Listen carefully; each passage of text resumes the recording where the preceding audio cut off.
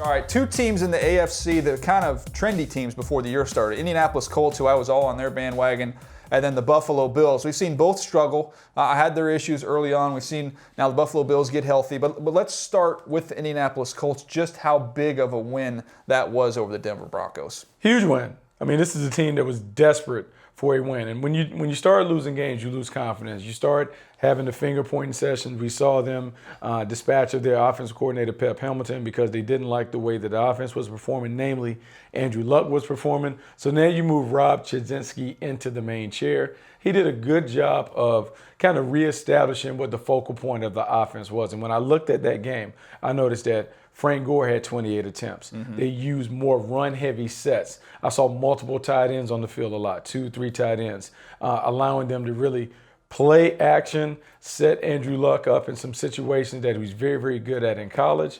Consequently, I thought Andrew was very comfortable, didn't turn over the ball, and because of that, they had an opportunity to win because they didn't give the other team easy opportunities. And Chud coming in here, Rob Chudzinski as the offensive coordinator now. Former tight end, we talked about it last week from Miami, from University of Miami, and he's always wanted to feature the tight end. Even when the tight ends weren't getting the ball in this game, they were in a lot of two tights, using them, helping out in pass protection, getting them out in the routes. I saw Andrew Luck getting the ball out of his hand quicker. Yes. Tight ends, backs, even some quick underneath stuff to T.Y. Hilton. And we saw Andrew Luck taking off and running a little bit, which shows me that he's more healthy. And look, I know it's just one game. That's a good football team they beat. It's a great defense that they played very well against. And the offensive line for the Indianapolis Colts, if they play like they did against Carolina, well, they did a nice job against that very talented front, and the way they played in this game against the Denver Broncos, I don't care what their record is. They get in the tournament, which I think they will. They're going to be a tough out. Yeah, they always can be a tough out. The biggest issue to me is not necessarily what the Colts do on offense, is on defense. I was impressed with how they played against the Broncos because I really couldn't envision them slowing down the Broncos' pass attack. And I understand Peyton Manning has some issues in terms of his lack of deep ball strength, but the way they locked them up, played man-to-man on the outside, did a great job of not giving away the easy throws. They were really, really impressive. And I guess I should go back and think they dominated them last year in the playoffs. And they beat Peyton when he came back there the first time. And I think that's the big thing that we overlook. They've dominated this team in the past, so there wasn't this off factor when the Broncos showed up and came into the stadium. Look, it's a big win for this team going forward. I believe they're going to their bye, so they'll get a chance to recoup and see if they can get on a little bit of a roll here. Buffalo Bills, man, injuries have been the story with them. Tyrod Taylor comes back. He looks good. Sammy Watkins being healthy, stretched the field, put up big numbers. LaShawn McCoy, kind of a two-headed monster, him and Carlos Williams. It was an impressive showing. They didn't have to even throw the ball that much and did some serious damage offensively in this game against the Dolphins. If Rex Ryan could take this performance and bottle it up, this is how he would like his teams to play. You had the combination of ground and pound on offense versus a stifling, suffocating defense. And the defense was simplified. They took out some of the exotic things they're doing and allowed their guys to play fast, flow freely to the ball. Flow freely.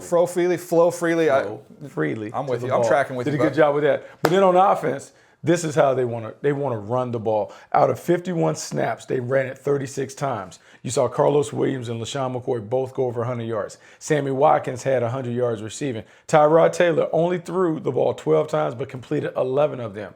181 yards. Look, not fantasy numbers, but efficient. They want to be able to slug it out, make it really a fist fight in a phone booth, and then play complimentary ball to the defense. They were able to get that accomplished. I want to see if they can maintain that formula because when you run the ball, and I think the magic number for them is always 33.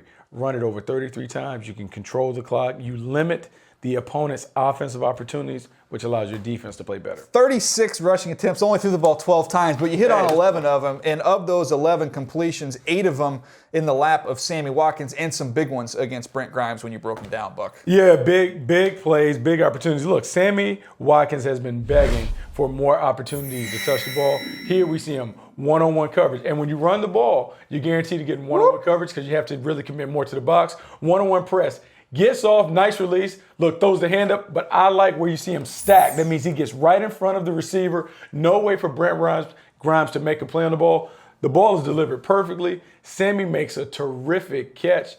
These are the explosive plays that we thought that he would deliver to Buffalo when they made the trade to get him with the 4th overall pick. Sammy Watkins is finally beginning to deliver. So a lot of people, when they see that hand go up when you get on top of people, the first person they mention is Randy Moss, because that's what we did against Darrelle Revis. But I don't think of that. And TD, our producer, will appreciate this as a basketball aficionado. All I can hear is Mark Jackson in my head yelling, man down. Hand down, man down. That's all I can hear, TD, in the back of my head.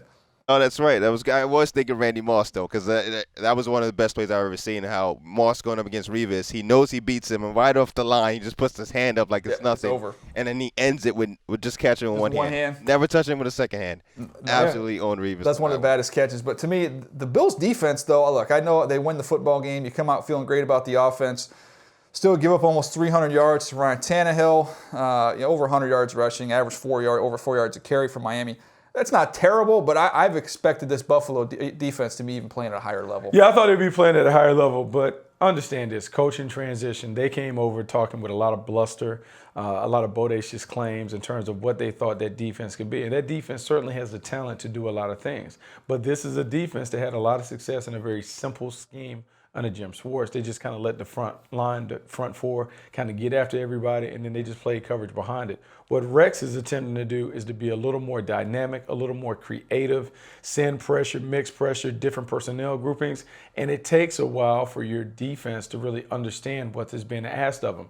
But if they can add the flexibility in terms of being able to do more things, it will definitely help them going down the stretch and into the postseason, because make no mistake about it, opponents realize how much talent is on this team on both sides of the ball. They're not a team that many want to face in the playoffs because of the creativity of Rex's defense. Plus, you got a quarterback being able to move around like that. And Tyrod gives them a different element. Tyrod gives them the ability not only to make plays from the pocket, but the off-script plays, being able to do some of the quarterback design runs, some of the scrambles, some of the things where he can buy time. Even on the play to Sammy Watkins, he bought a lot of time by kind of working his way out the pocket.